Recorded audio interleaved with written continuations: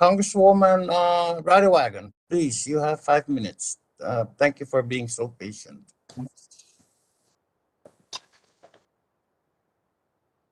Talofa lava. Good morning. Thank you, Vice Chairman Sablan, Ranking Member Gonzalez Colon, Full Committee Chairman Grijalva, Ranking Member Westerman for holding this hearing. I want to also especially thank the Governor of American Samoa, the Honorable Lemanu P.S. Monga, for his leadership to our people. And to the governors, thank you all so very much for taking time to testify today as we investigate ways to best address key issues of the territories.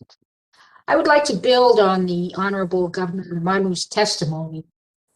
Governor, a study was conducted by the U.S. Army Corps of Engineers on the LBJ Tropical Medical Center. It presented multiple options and costs, from a minimum of $160 million for modernization to $300 million for a new similar-sized hospital, and over $500 million plus for total new state-of-the-art, fully Medicaid compliant facility. Governor, can you provide any guidance to the committee on the best way to either remediate or replace LBJ Hospital and share some of the hospital's current challenges, please? Thank you, Congresswoman Wifatali, for the question this morning.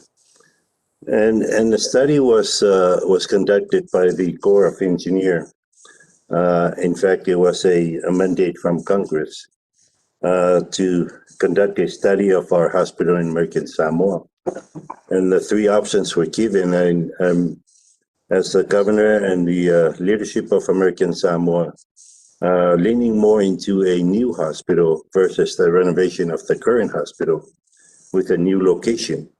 The new hospital that's going to cost, according to the assessment by the Corps of Engineers, it's going to cost $700+ million.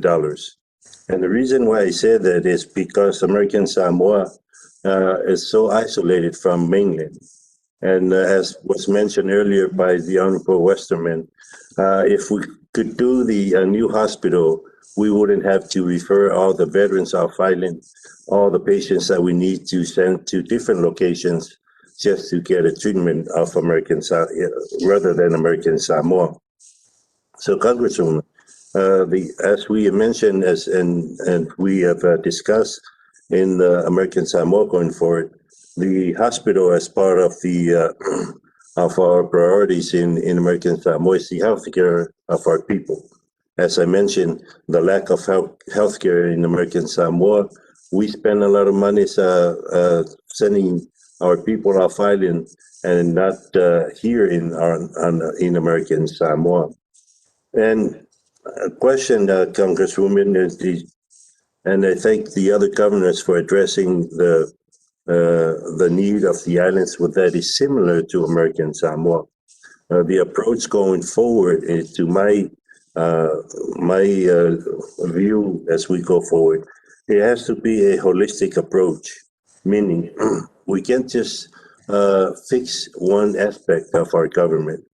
We have to simultaneously do different effort going forward, meaning we can do the hospital if we don't address the critical needs of the other areas of the government. Then we're going to still pull back as we go forward, meaning if we're going to address the hospital, we need to address transportation amongst the islands, because that connects the main island of American Samoa and the other islands, meaning boats, airplanes, and air transportation and sea transportation, as well as addressing the infrastructures, meaning the wharves, the seashores, that is erosion real fast from the hurricane, high sea rises, and the many other aspects of as an islander versus the state. A good point was brought up by one of the governors this address today is the federal government restrictions in terms of utilizing funds that was given to the territory, and to adjust. And we need as governors of territories, and from your end as the Congress, to adjust and make decisions on priorities within our territories. Give us that leadway. Obviously, as dollars approved are more so to the priorities mainly of the states of the U.S., but probably 2% or maybe 5% are towards the territories consideration. Federal restrictions and process stop is just killing the end users from building our economy, protecting our lives and property. This, if we work together, will benefit our people. And of course, the end users won't have to return the dollars back to where it came from. And we then fail as leaders, fail to provide for our people. Thank you, Congresswoman. Thank you. Thank you, Thank you, Governor, and thank you, Mr. Chairman. I yield back.